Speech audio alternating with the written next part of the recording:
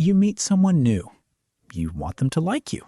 So you do what you've been taught your whole life. You help them. You compliment them. You make yourself useful, agreeable, easy to be around. That feels like the obvious move. But the real answer is far stranger. The thing that actually makes people like you is asking them for help, not giving it, asking for it. And the strangest part? Your brain isn't lying to you when it tells you this makes no sense. It's just wrong about why. Here's the moment that started all of this. It's the 1730s. Benjamin Franklin is a young man in Philadelphia, and there's a fellow legislator who hates him, won't speak to him, blocks his proposals out of pure spite. Franklin doesn't flatter him. He doesn't try to win him over with charm. Instead, he does something almost backwards. He hears the man owns a rare book, and he asks to borrow it. The man says yes. Franklin returns it a week later with a short note of thanks. And from that point on, the man who hated him becomes one of his closest allies. Franklin later wrote down the lesson, and it's been repeated for almost 300 years. He that has once done you a kindness will be more ready to do you another than he whom you yourself have obliged. In plain English, the person who helps you once is more likely to help you again, even more than the person you helped. That's the Ben Franklin effect, and it breaks almost everything you assume about how liking works. So why does this happen? Why would doing something for you make someone like you more? Your brain has a built-in referee. Psychologists call it cognitive dissonance.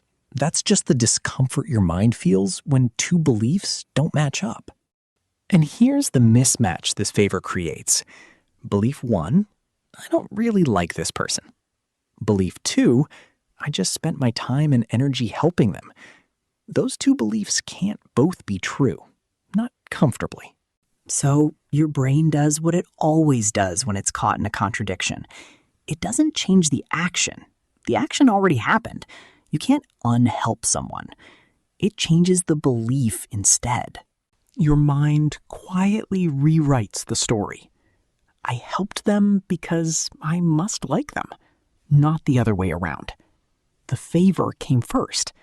The liking arrived afterward, manufactured to make the math add up. This is the same machinery behind why you justify expensive purchases you secretly regret, why you defend a decision once you've already made it. Your brain isn't a neutral judge of your life. It's a lawyer, and it only ever argues one side, yours.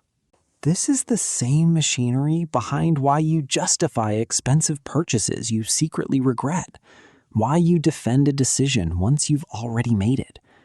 Your brain isn't a neutral judge of your life. It's a lawyer, and it only ever argues one side, yours. There's a second mechanism stacked underneath this one, and it's quieter. It's called self-perception theory. The idea that you don't always know how you feel until you watch yourself act, the same way you'd guess a stranger's feelings by watching their behavior. There's a second mechanism stacked underneath this one, and it's quieter. It's called self-perception theory. The idea that you don't always know how you feel until you watch yourself act, the same way you'd guess a stranger's feelings by watching their behavior. So when you do someone a favor, some part of you is observing that action like outside evidence. Look at that. I went out of my way for this person. I must value them. You become a witness to your own kindness, and the witness believes what it sees. Here's where it gets stranger. You'd think the bigger the favor, the bigger the effect. More effort, more liking, right? Not exactly. The favor has to feel like a choice. The moment it feels forced, a guilt trip, an obligation, a debt you couldn't dodge, the dissonance has an easy exit. Your brain just thinks, I only did that because I had to. No contradiction, no rewrite, no new liking generated.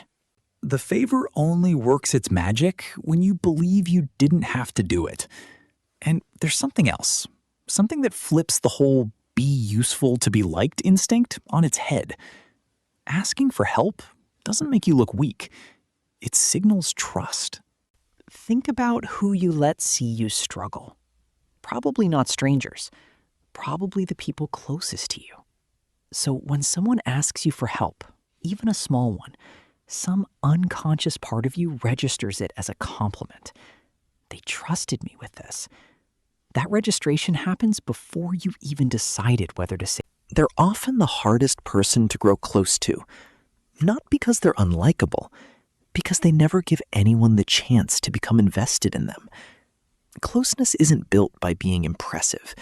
It's built by being slightly, safely indebted to each other. So think about the last time you hesitated to ask someone for something small. A favor, a piece of advice, 5 minutes of their time. You probably told yourself you didn't want to be a burden. But the real answer is far stranger than that. The favor you're avoiding might be the exact thing that would have made them like you. Not your usefulness, not your charm.